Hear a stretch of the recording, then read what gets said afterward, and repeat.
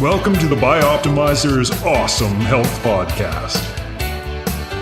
And now here's your host, Wade T. Lightheart.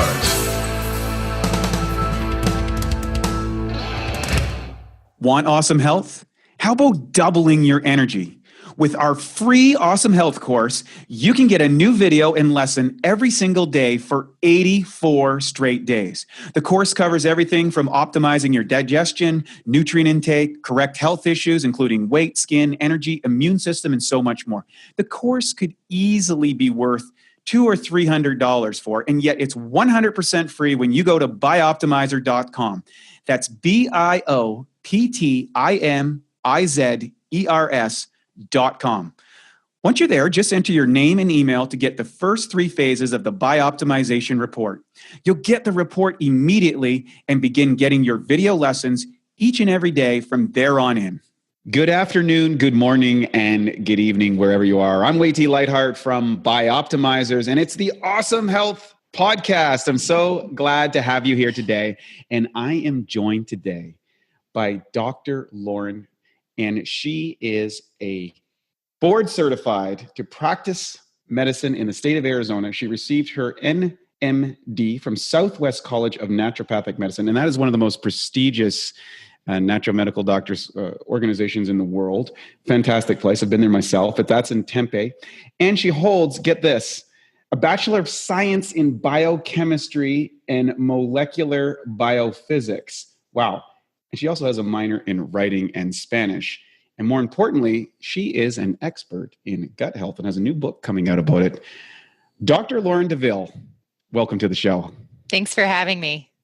Wow, I was reviewing your site and everything that you're doing, and you are just on fire with a lot of things. And before we get into that, I want to talk about how did you get started? I mean, how did you go from molecular biophysics to become an NMD? Like, that's quite a story. You want to talk about that for a second? Sure. So I think you might have seen on my background that when I was 15, my father passed away from pancreatic cancer. And at the time, I thought I wanted to devote my life to cancer research. And then I quickly discovered when I got into biochemistry that research wasn't really my thing, but I wasn't sure what else to do. So about senior year of college, I thought I was going to go be a doctor. And I started getting medical volunteer experience.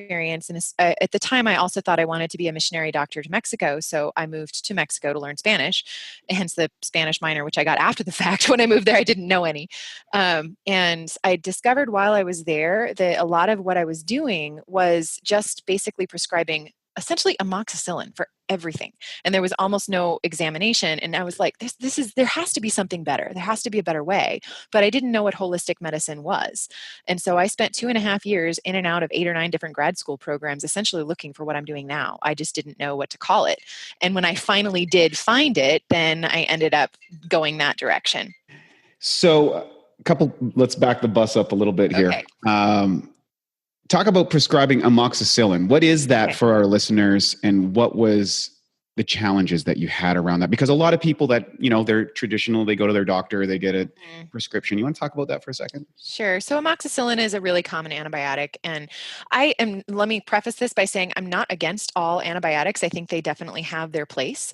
And I do occasionally prescribe them too, but they wipe out a lot of good gut flora, and they are not the appropriate treatment for everything, because there's 2 different ways to look at this. If the body is getting an infection, the vast majority of the time it's because the body is susceptible to infection. So sometimes you do need to kill the organism, but you also need to actually restore the integrity of the tissue in order for that infection to not come back, or another infection to not come back. So I felt like that was not the appropriate way to go about ultimately helping the person, other than in the short term. We echo that in a lot of our messaging as well, because, again, antibiotics have saved millions of lives, and a lot of us are here thanks to antibiotics, because before antibiotics, you got an infection, you just died half the time. Right. But the overprescription of it, or after prescription, what are you doing after? So do you deal with those type of situations where people have maybe been on antibiotics for a long period of time and they're going through that, that continuous cycle? Mm-hmm. What have you noticed around that? All the time, yeah. So one of the things that I notice more often than not is that people end up with dysbiosis and particularly yeast overgrowth in their guts as a result of overprescription of antibiotics, and then that causes its own set of issues. So I will usually also try to figure out what's wrong such that they're having to do this over and over again. So one of the causes that I see very frequently for people having to do rounds of antibiotics over and over and over again is people having recurrent sinus infections, let's say. So if I see something along those lines, then the question is, why do you need the sinus? Why do you need the antibiotics so frequently? What else is going on? So that is what I would actually address so that they wouldn't continue to need them over and over again. You said something that some people might not feel. Can you explain gut dysbiosis in Yes. kind of layman's terms for our Sorry. listeners? So we have this amazing microbiome in our guts, and they are good bacteria primarily, and then they've also got some bacteria that are considered opportunists. So there's very small amounts of these, and there's also some of the fungi fit in that category as well. There's ordinarily small amounts, but if you wipe out the good stuff that keeps it in check, it'll sort of proliferate and fill in the free space. So that is one form of dysbiosis. Another form of dysbiosis is when you've got bad bacteria that are actually causing a problem. So and those directly need to be killed. But typically, if it's an opportunistic infection, you can usually get away with just giving the body the repopulation that it needs and also changing the environment so that it can restore the normal bacterial integrity.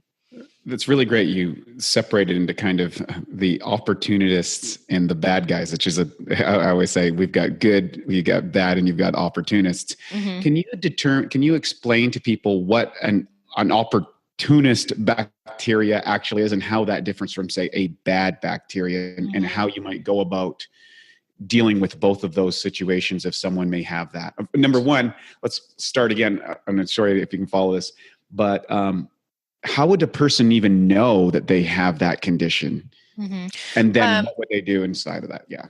Well, there's a couple different ways that you could approach it. You can just do it clinically, and occasionally I will do it that way just for the sake of finances. But the gold standard is a stool culture, because that will, and there's certain types of stool cultures that will look and just test and tell you exactly what's there. The stuff that you get in the normal labs, unfortunately, usually doesn't do that. They're usually looking for the really, really pathogenic bad organisms, and that's it. But the more comprehensive stool cultures will give you the good, the imbalanced, the bad, in the bacterial realm and also in the fungal realm, so that you could know exactly what it is and how to treat it. That said, a lot of times I'll have somebody come in and say, for example, they've had multiple rounds of antibiotics and they've never been well since. And they've had all of these, gas and bloating and alternating constipation and diarrhea or something along those lines ever since. And a lot of times they'll also tell me major sugar cravings. Sometimes they'll have itching in their ears, stuff like that. That's the point at which I'm like, all right, you've got yeast overgrowth, so let's just treat it. And then we can see what else is left once that's done. So, and the beauty is that a lot of what you do in order to get rid of the yeast is also going to keep a lot of the imbalanced bacteria in check as well. So, to add to that, so what are conditions, would you say, that cultivate the overgrowth of yeast? Because I know it's a huge issue, and there's a lot of women particularly that suffer from this, and men as well. But what have you noticed are patterns that contribute to this challenge? Well, the overprescription of antibiotics is one of them. I also see sometimes for women who have been on birth control for a really long time, that also disrupts the gut flora, and that can predispose you for that as well. People who've been on proton pump inhibitors or H2 blockers for a long time, that can do it. People who just eat the standard American diet, honestly, like a lot of the sugar and white carbohydrates and yeast, whatever you feed will grow, right? So that's also going to allow it to proliferate. And I usually see those as being the big ones. I also, because I do a lot of biotoxin illness in my practice, I see mold exposure very often as a trigger as well. So whenever there's mold, I can basically assume there's going to be yeast. And so we're going to have to treat both of them in order for it to go away and stay gone. You bring up a great topic here, and that is mold. And I know it's a proliferating problem, and I don't think a lot of people understand how serious and significant this can be over the long term of your health. Can you share a little bit about your experience about how people get mold inside them, or what kind of environments, and what you can do about it? Right. Yeah. So it usually happens as a result of being exposed to a water damaged building. And I would encourage people to not necessarily assume that because your house is new that it's not susceptible, because a lot of the newer building materials are actually really good feeding material for mold to grow. So all there needs to be is a little bit of moisture. I live in Arizona. It's bone dry here, and you wouldn't expect that we'd have mold issues, but the spores can live for a very long time, and all they need is some moisture in order for them to start proliferating. So I've seen some people where it's a water damage in an old home. I've seen some people where it happens in their workplace. And particularly in there, I would say more often the older the workplace is, the more likely it is to be an issue. I've seen a lot of school teachers that have this issue, or people who work in large companies where the building has been there for a long time and things like that. Or I also occasionally will see people who have issues from like the filter in their car even. So those are usually where I would begin to look for this. And there are a few blood tests that you can do in order to determine whether or not mold is present. And it's a little bit indirect. It's looking for a white blood cell marker for biotoxin illness. It's, as far as I know, you can't test for the mold in the blood per se. There is a urine test where you can directly test for the mycotoxins, but usually the blood tests are significant enough that we can just go after it that way. And what are some of the symptoms that people would be experiencing if they're exposed to mold or have mold inside them? The one I see most often is chemical sensitivity, multiple chemical sensitivity. So if they suddenly start having a lot of sensitivity going down the cleaning aisle, or when they happen to catch a whiff of somebody wearing a lot of perfume, or cigarette smoke makes them have super bad headaches or something along those lines, that usually is a tip-off to me, and I'll start asking about exposure. Not necessarily, occasionally that'll mean they've had solvent exposure or something like that that the liver's backed up from. But a lot of times if they've got that and they've got a lot of yeast symptoms, so gas and bloating and the sugar cravings and the itching in the orifices and things like that, all of that is going to make me think that that's a possibility. Every now and then I'll see people with recurrent nosebleeds. That a lot of times is a mold thing. I've seen some people where they get electric shocks very regularly. That a lot of times is a signal. Fatigue happens quite a bit. So there's some random symptoms that could be a lot of different things, but when you put them in context with the rest of the picture, it can point in that direction. So this is great stuff, by the way. Walk me through an experience coming into your clinic, because some people have never actually saw someone who practices natural medicine and this type of thing. So what's it like for a typical person coming to your clinic? What's the experience like? And then how would you start taking them through your service? My process. Okay. Yeah. So people come in and they fill out the new patient paperwork, which is 9 pages long. So I get everything. Wow, 9 pages. Wow. Yeah. What kind of stuff do you ask? So, I mean, I'll ask your basic stuff, like what supplements, what medications, what history, medical history, and family history and that kind of stuff. I also will ask for a sample diet. So just tell me what you eat on a normal breakfast, lunch, dinner. I will ask for what you like, and also have you check mark, do you think you eat a lot of sugar? How many vegetables do you eat? Like kind of ask people to self-rank themselves in that way. I do have a little questionnaire on chemical sensitivities. I want to know how you react when you're exposed to these things. If you've had a history of root canals, if you've had a history of metal amalgams in your mouth, if you've had any kind of, and then there's a complete review of systems in there. So I want you to tell me exactly what symptoms you're experiencing, because all of those things, even if it's not what they're telling me they're coming in for, they can be symptoms that will point me in the direction of a diagnosis that they might not think to bring up, because sometimes things are related and people don't realize they're related. So that's very helpful. So usually I'll have people come back, I'll have them tell me a little bit about themselves, and then I start having them tell me background of what brings them in, what they've tried, what's worked, what hasn't worked, just so I can, get an idea of that. Have them bring in any labs that they've already had done. I'll send them for labs if it's necessary, and if I need to do a diet diary, I will. I'll get some information like that. And then as we go, I'll flip through the paperwork as we chat. And then toward the end, by the time we're all done, and hopefully they've told me all about their symptoms and their history and everything that seems relevant, I always end with the question, what have I not asked you that you think is important? Just as my catch-all. So, and then sometimes people are just deer in the headlights and have no idea because we just covered so much. But a lot of times they'll be like, oh yeah, there's this one other thing. And that a lot of times can be very informative as well to helping me figure out what direction we need to go. So, and then I'll send them home with usually lab work, depending on what they've already had done. Some small treatments, depending on what they've come in with, sometimes they don't even get any treatments the first day, depends on what's going on. And we'll usually do a lot of information gathering so that our treatment is going to be based on the whole picture. Excellent. And then as obviously, if they're, this is so much different than say people going to a medical doctor. It's a very holistic. I mean, the medical doctor gives you 15 minutes and then you're out. This process sounds like it takes a lot longer. How long would a typical first appointment be for you? Usually new patients are an hour and usually follow-ups are half an hour, but it depends on the person and on the case. So I try to schedule appropriately how long I expect things are going to take, but I also try not to cut people off. I let them ask their questions and feel like they're fully heard. So tell me, how does this fit into your specific philosophy about addressing health and helping people get healthier? How would you coin your philosophy on how you approach health? Yeah. Well, I would say the main thing that makes naturopathic medicine different than the traditional approach is that we believe that the body is intelligent. It's designed to heal itself. So if you identify and remove the obstacles to cure and give the body the building blocks that it needs to heal itself, then within reason it will.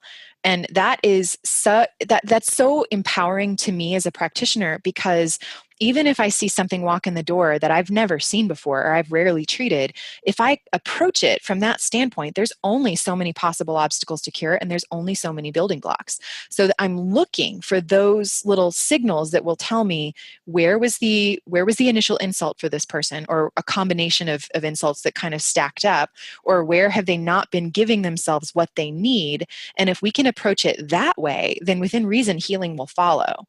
And there's, of course, some specifics depending on what people are coming in with, but overall, that works. It's a fantastic philosophy. I love it.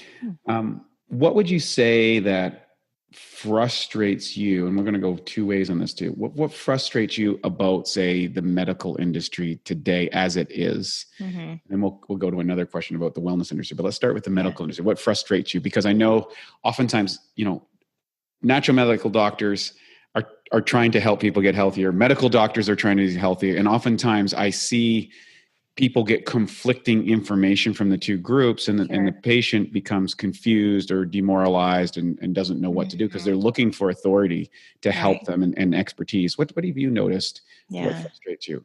Yeah, I've definitely seen that too. I would say it's not that I am frustrated with the individual doctors. I believe that people, as a rule, all of them are really looking to help the patient get better. The problem is the way that the system is set up. It's where, because of the way that insurance reimbursement works, the doctors can't spend enough time to get to root causes for the most part. So they're relegated to just treating symptoms. And I'm frustrated for them when I see that happening, because I recognize that if you've only got 5-10 minutes, if I had 5-10 minutes, I'd be doing exactly the same thing, because there's nothing else you can do. You can't ask the kind of questions that are necessary in order for you to get to the deeper causes and actually treat and heal. So I would definitely say that it's treating symptoms, not root causes, but I don't think that that's the fault of the doctors in the traditional industry for the most part. I think that's just the way the system is set up. Yeah, it is definitely a growing issue. And as we see Americans continually to decline in health, despite being one of the most, spending so much money on the medical system, it would indicate we have all these smart people, you have all this great technology, you have this incredible, system that works, like with all these buildings and people and specialists and stuff. Why are we as a nation getting sicker and sicker and sicker, or dealing with chronic conditions that can be avoided? Which obviously leads you to natural natural medical doctor, which is, as you said, let's remove, you're spending more time with people, you're outside of that system. But of course, that's not always covered by insurance, right? Right. And so what do you say to people who come in and, they're used to the traditional model that is an insurable model, and then they want to go this route, but all of a sudden the costs are going to be outside of their insurance? How do you handle that as a professional in the industry? Because I'm sure it comes up all the time. Yeah, it does.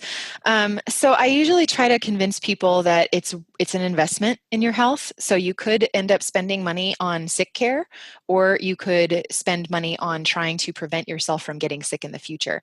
My goal is to make you better so you don't come back. And so I'm not actually looking for having people come back and have repeat visits. Some people do consider me primary care, and so I'll touch base with them from time to time.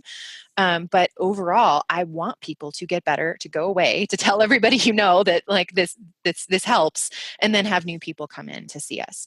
So it's definitely an investment, and in the short term, it may seem like it's more expensive because it's definitely higher than the copay, but in the long run, it actually enables us to get where we need to go. Not to mention quality of life. Yeah, absolutely. One of the things that I advocate to my listeners and to our clients is that you have to assemble a Jedi council, and the Jedi and the Jedi council composes of I've got a chiropractor, and I've got an ND, and I've got a Chinese medicine person. Usually they all have some other expert in some, like, from association that they can kind of put me over to them and everything.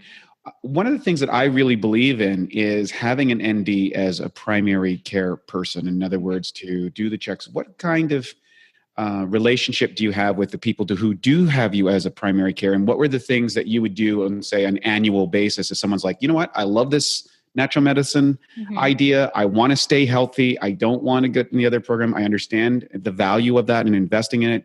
And I want that expert in my team. What kind of things would you look at on a year-to-year basis for someone to ensure that they had what I call awesome health? Well, I would definitely make sure that we do yearly blood work, of course. So, and that's going to be, I usually do a complete blood count, a metabolic panel, a lipid panel, vitamin D, a full thyroid panel. If it's a guy who's in the right range, I would check testosterone. If it's a woman who's in the right age range or has any symptoms that are similar, I'd check the female sex hormones as well. And then any other incidentals that seem to be relevant based on what they've got going on. Physical, listen to the heart, listen to the lungs, do blood pressure, all of that stuff. Make sure that the diet is on track, check in, make sure they're doing regular exercise. Hey, what are you doing for your stress management? Like those kinds of things. Make sure that they are getting all of those building blocks where they need to be. Make sure that their micronutrient status is good so that, and I also usually will say that there's a few supplements. I try to get people on fewer supplements than more. I'm kind of a less is more kind of a girl, but there are a few that I think just based on the way that our food is, everybody needs to be on. I get them on a multivitamin, on fish oil, on a probiotic, and usually on an antioxidant as well, just because of the way the world is these days. So, and those are the basics. The Bioptimizer mission is to help more of the world fix their digestion at a core level. The truth is, your digestion is only as good as your enzyme levels. Imagine trying to build a house with a tree. It's impossible. You need to chop the tree down into small pieces. Similarly, in order for your food to be used by your body, it must be broken down into a bioavailable form. And that's what enzymes do, converting protein into amino acids, fats into specific fatty acids, and carbohydrates into usable energy units. We start out with an abundance of enzymes, and that's why kids can digest just about anything really quickly. The thing is cooking food kills enzymes, as they cannot survive at temperatures above 118 degrees. So years of this ends up depleting our bodies and leads to weak digestion. Taking digestive enzymes like masszymes, which has an incredibly high level of protease for digesting protein, as well as other critical enzymes like lipase, amylase, and others, is a total game changer. Suddenly, you strengthen your digestion, eliminate gas and bloating, boost metabolism, and multiply your energy. Most importantly, you fix your digestion at a core level. To get started with Masszymes and to save 10% on your first order, go to masszymes.com. That's MASSZYMES.com and use the code MASS10, MASS10. You mentioned something I think that's a big topic right now, and that is hormonal health. Testosterone levels for men, estrogen levels are either over or high, or too high or too low for women. What are the common things that you see in both of those sexes, and about what age do you see, or is there an age for it that you find? Well, I mean, it's a bell curve for sure. I see the guys tend to start having low testosterone issues even as early as late 30s these days. And, of course, 40s and 50s more often than not, they typically do. And by low, I am not going by the reference range. So the reference range goes down to something like 250, depending on your lab. I usually look for having guys at around 700 to 800. That's where most of them feel the best. And for women, it depends on what they've got going on. If, like some women in menopause, their hormone levels are low, but they're feeling fine. So I don't necessarily do anything about it unless it's DHEA, which is really important for adrenal function, in which case I'll probably supplement that one. But if they've got symptoms and the labs confirm, then I might start thinking about either doing botanical support or bioidentical hormones sometimes too. And for perimenopause symptoms, the onset is usually mid 40s, sometimes late 40s to 50s or so. And that's, of course, usually when they're beginning to enter that change. And then I'll see that usually through the 60s, still having symptoms. Talking about bioidentical hormones and that sort of stuff, I think this is a fascinating field because it's a growing area now.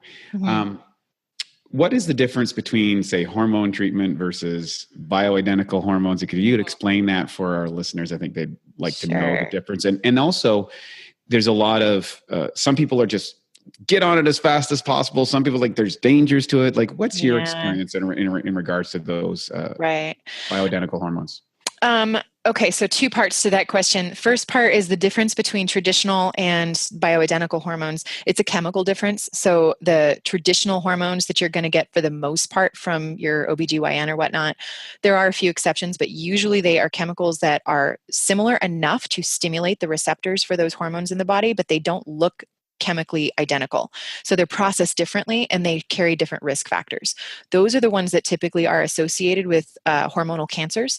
And they also carry a higher risk, like Premarin and whatnot, with things like gallbladder problems and clotting and all of that. The bioidentical are identical biochemically. So from your body's perspective, it's exactly what your body ordinarily makes. So it gets processed the same way. There are no studies that actually indicate that the bioidentical hormones cause cancers.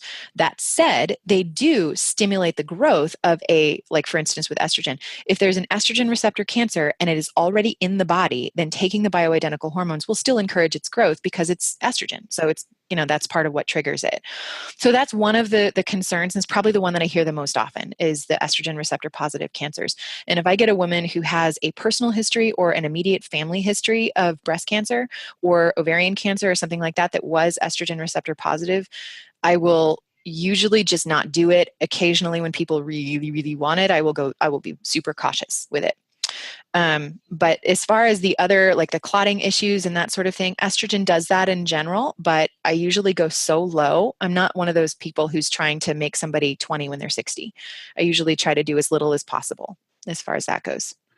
And when you're talking, let's talk about when you're dealing with males and stuff, because a lot of males don't like to talk about this as their testosterone, limits over time. What are some of what are the symptoms that a guy might experience if he has low testosterone? And then what would it moving either, I guess you suggested also botanicals and then over to bioidentical hormones if that doesn't work. So can you walk people through that process for a middle-aged guy comes in and what's he feeling? What's he feeling? And then what's the journey like? Okay. So when I see a guy tell me that he's fatigued, that is one of the things that I will check, or feeling depressed or just kind of mood wise, he isn't where he wants to be. If maybe he's doing a lot of exercise and he's weightlifting and he's just not seeing the gains that he'd like to see. Or a lot of times what I will see is guys who have metabolic syndrome pictures. So they have a little bit of extra weight in the middle that they just can't seem to lose no matter what they do. Blood pressure tends to be higher. Cholesterol tends to be higher. So there's a definite cycle between, it's a catch-22. When the metabolic syndrome markers are there, it tends to drive testosterone low. When testosterone is low, it tends to encourage metabolic syndrome. So I see that cycle going on. So for these guys, I will usually present multiple options. There's botanical formulas that I will often use that help to encourage testosterone. It doesn't work as quickly as doing the bioidentical hormones, but it does work over time. And I also tend to like the gentler approach. Giving the testosterone injections is usually not something that I'm super concerned with unless he's still at the age where he wants to father a child, because that will lower sperm production.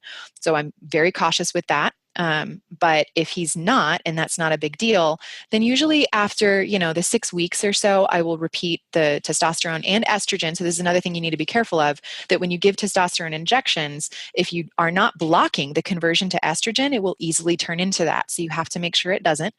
I usually give anastrozole, which the pharmacist will raise their eyebrows at you because that's a breast cancer drug because it blocks estrogen. Yep. But I just do it, like once. Tamoxifen or Yeah, something along those lines. Yeah. Right.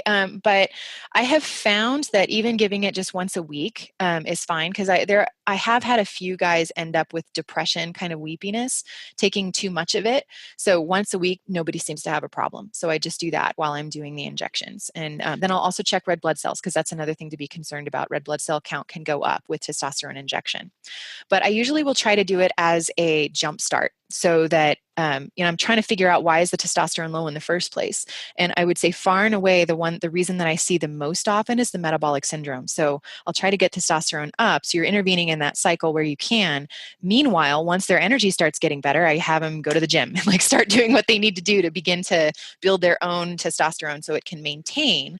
And as a result of that, now they're actually getting some of the fat off and building more muscle, which of course burns more calories and helps to get the whole ball rolling, and change diet and all of the rest of that at the same time. Make sure they're sleeping.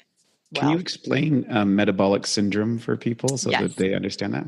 So metabolic syndrome is a collection of symptoms that includes hypertension and having that extra weight around the middle, usually insulin resistance. It's basically insulin resistance, metabolic syndrome are really similar. They're part of the same thing, and it's pre-diabetes. So if I start seeing all of those kinds of markers, glucose is too high, hemoglobin A1C is too high, lipids are too high, extra weight, things like that, and the testosterone is low, I'm usually going to go after all of it at once. Excellent. And then how long does it typically to kind of turn the ship around if someone is in that situation? I guess it would depend on the client, but you can probably give us some ballpark. Yeah. It depends. Normally, if we do injections, one round honestly isn't enough. I do usually do a round for about 6 weeks at a time, usually 2 to 3 rounds. And of course, I'm also checking red blood cell count in order to make sure this is okay. And then after we've done that, we've gotten the testosterone levels where we want it to be, I'll usually then try to transition them to some of the herbs, which down the line, once they're doing well and feeling physically fit and all the rest of it, we might be able to wean back on that too. But I like to try to maintain with the natural stuff when I can. Well, so you mentioned something I'm not as familiar with, and that is that someone would go through maybe to get their testosterone boost back up, and then you could potentially move them onto an herbal remedy with everything else. How does that work? I haven't heard that before. Because most guys that I know that have gone that route, they just stay on it and never come back, right? Because they do feel a lot better. Right. But it's just that there are side effects down the line that are associated. I do see some guys who end up with anger issues if you've got too much testosterone going on. So I'll check and make sure that everything's okay. But this is a way to prevent the backslide, because if they haven't actually gotten a hold of the cycle yet, then they're still susceptible to the backslide. But I might not want them to continue with the testosterone injections because the red blood cells are getting too high, or they're getting angry, or they've got something along those lines. If that's the case, then we can usually maintain them with the herbs, and then they continue on the lifestyle that way. So it's just a gentler approach. Oh, that's great. Great stuff. Yeah. We're jumping all over the place, I know, but let's go back to, you have a new book coming out. Yep. And you want to talk about that because it's an area that you're kind of focused on. I know we kind of went down the hormone road and a couple others, but it was so fun and so fascinating.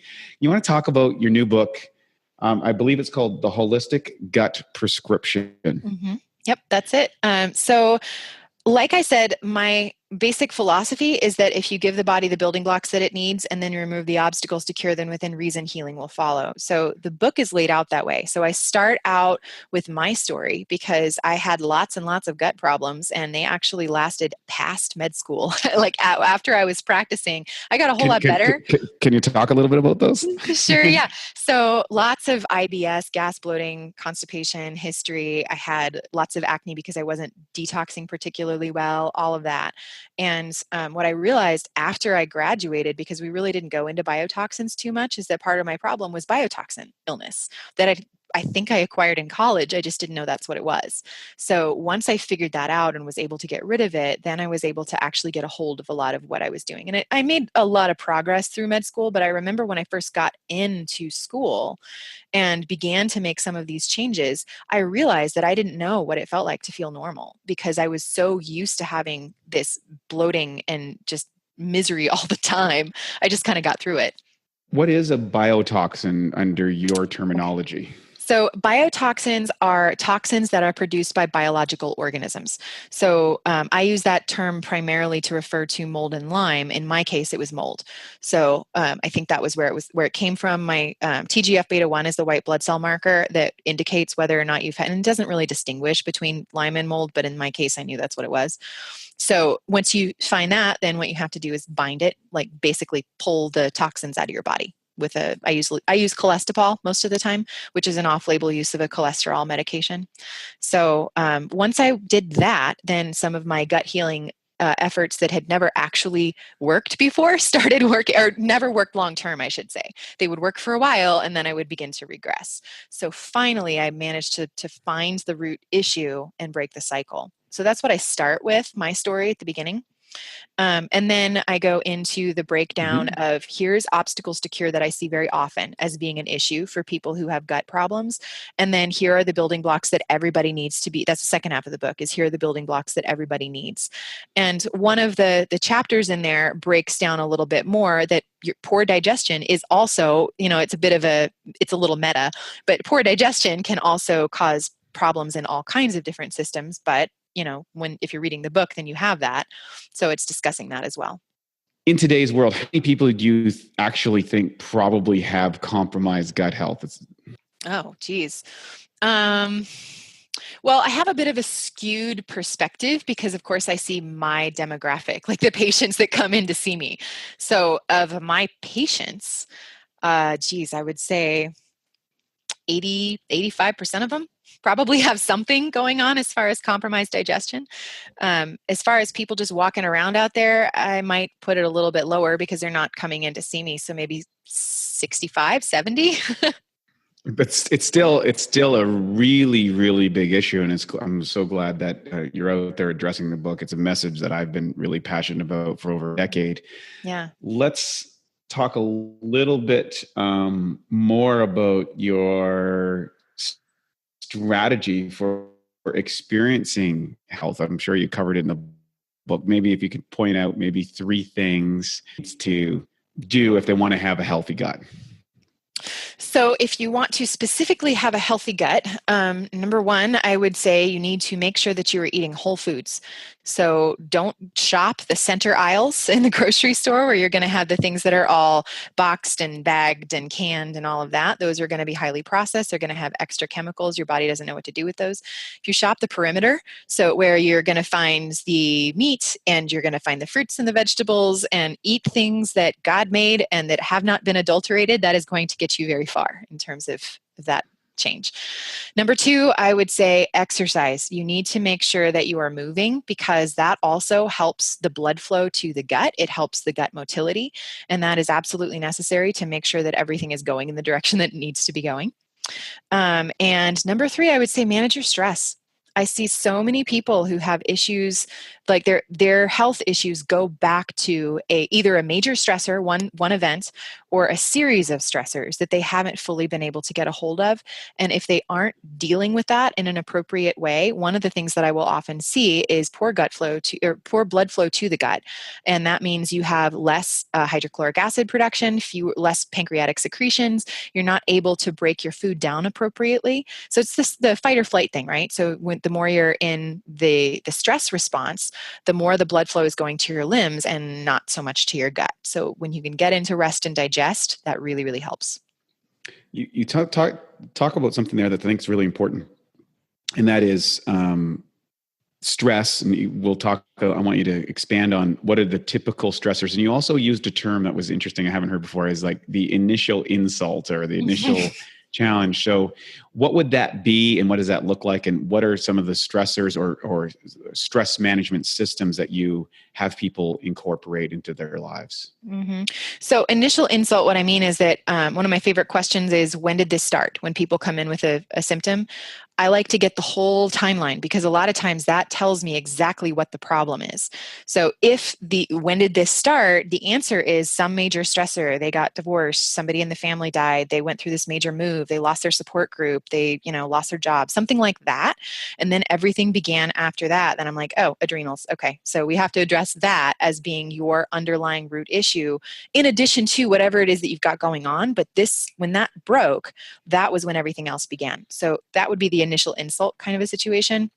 There's other cases where it's not any one thing. It's just a prolonged period of, overwork, for instance. If I see somebody that is constantly pulling, 60, 70-hour work weeks, or they're in a really toxic relationship and have been for a long time, or something along those lines, and it's been going on for a long period of time, then it may be that there's just a point that, everything ends up overloading. And then that's when everything kind of goes downhill.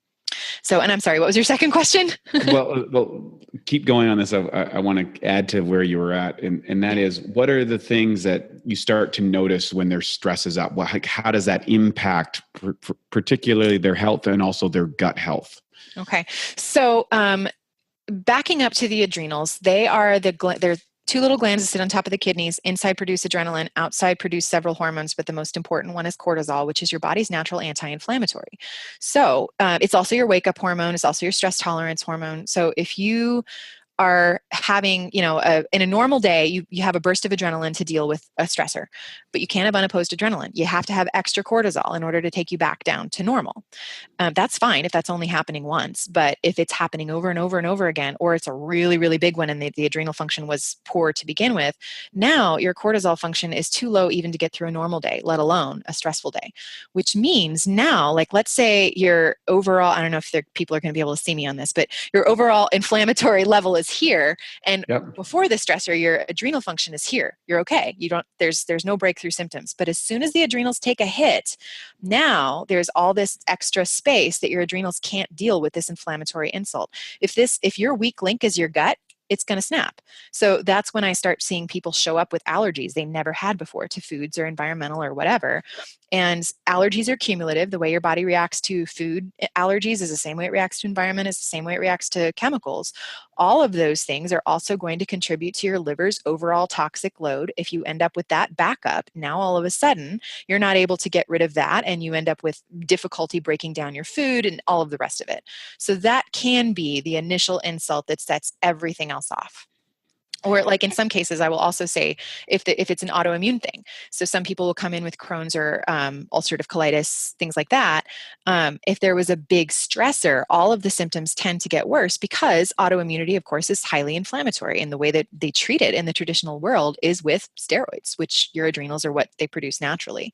So if you can get the adrenal function up and you can get rid of the inflammatory insults that are perpetuating this, that a lot of times is the key to helping people heal. Fascinating information. This is just really, really good. So now, are you covering some of this in your book? I do. Absolutely. Yeah. There's quite a bit of that. Oh, that's actually, I can't wait to get a copy. I know it's coming out soon, I believe. Mm-hmm. Yep. So the ebook comes out in February, and the hard copy comes out in bookstores in May. Okay, we'll make sure that we have some links here in the show to where they can find you and where they can get that.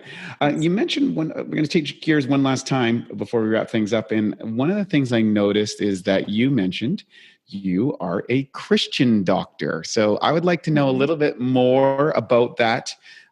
We have a lot of Christians who are interested in the show and, of course, the health and why would you label yourself that way? And then what is your experience around that? And how does that contribute to you and your career as a doctor? Okay. So, from a personal standpoint, that's the most important thing in my life. And I started saying it on my website because I found that not with everybody, but are some people for whom I really have to get spiritual. We're body, mind, spirit. So I will ask to pray with people if it seems like that's appropriate, or if there's a mental emotional blockage. Sometimes telling yourself the truth from scripture is the root cause. That's the root issue. They're lying to themselves. So teaching people how to take your thoughts captive and meditate on scripture and learn about who God is and that he's on your side sometimes makes the biggest difference in the world, turning things around. So I specifically say it just so people know, like, in case I go here, that's what you're possibly in for. And I don't do it all the time. And if I get the impression that this is not something that somebody's open to, that's okay. But what I thought when I put that on my website, that I was actually going to turn a lot of people off, and I found exactly the opposite. So many people come to me specifically because I say that.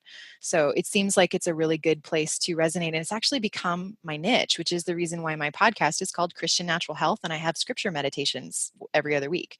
So that's been a really big thing for me. That's awesome. Can you tell us a little bit more about your podcast and how that works for you and how that contributes to your message and to your clients? Mm-hmm. So the way that it's set up currently, just based on my time, is I've got one episode that comes out every week. Every other week, it's on a health topic, and it's usually based on my blog. So I'll look and see what articles I've written that are really popular, and I'll just turn it into a podcast, and I'll talk about that subject. And then every other week, I do a scripture meditation, which is basically I read a verse, I start talking about it, and it's stream of consciousness. I'll start talking about other verses that remind me of this, and here's this concept that's being illustrated here or whatnot. And honestly, I started that aspect of it for my sake more than anybody else's, because I didn't see anything else out there like that. I was looking for a scripture meditation podcast, and since there wasn't one, I thought, well, I'll just make it. So I love it. What's the name of the podcast and how do people find that? It's called Christian Natural Health, and you can find it on iTunes or SoundCloud or Stitcher, any of those. And it's also, there's links on my website too. And also we'll put that down. And how do someone who is interested in this and found you, how would they find you? Where's your office? What's the best way to reach you and that sort of stuff? Well, I'm in Tucson, Arizona, and the information for how to find us, probably the everything is all on my website. So www.drlaurendeville.com. So that would be probably the easiest. But Tucson, Arizona, on the northwest side. Who would better help? Anything that you'd like to say? It's the floor is yours. Well, I think we covered an awful lot. I really appreciate you having me on and the opportunity to talk to people about the idea of naturopathic medicine. And I'm so passionate about the concept that if you give the body what it needs to heal itself and remove obstacles to cure, then within reason, healing will follow. I think that's so empowering. So I appreciate the platform. Thank you.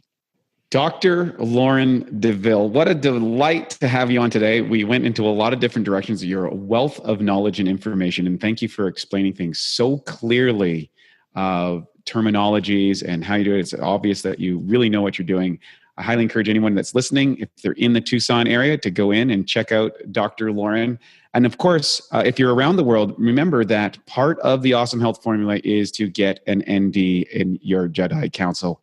They are an incredible resource. These individuals, such as yourself, approach health and wellness from a holistic perspective. And, I just can't imagine anybody actually having awesome health without having someone like yourself on their team. So thank you so much for joining us today. We have all the show notes here for the Awesome Health Show with Dr. Lauren Deville. It's her book, The Holistic Gut Prescription. It's coming out soon. If it's not already out when you listen to this, the links are here. Get this book, learn about gut health. It's very important. Thank you so much for joining us today, Dr. Lauren. Thank you for having me. And now for a Bioptimizers fixed digestion tip. How to get away with eating sugar. Hey, look, sugar is normally one of the worst things for you. But let's be honest. We all cheat from time to time. And here's a little trick that will ensure your body benefits from the sugar. Now, before you eat or drink anything sweet, take 5 to 8 capsules of P3OM. The patented strain in the formula devours sugar. so fast it literally doubles in the body every 20 minutes in the presence of sugar. That doesn't mean that you can or you should eat a bunch of sugar or sit around all day doing that. But on the days that you do cheat, or you go after one of those maybe meals that you wouldn't normally do, this ensures that you get something in your gut that eats the sugar. And it's not going to feed the bad guys or spike your blood glucose nearly as much. So to learn more about P3OM and its sugar-devouring and protein-digesting properties and how it can transform your gut and metabolism, go to www.bioptimizers.com. Thank you for listening to the Bioptimizers Awesome Health Podcast. You can find more information at bioptimizers.com.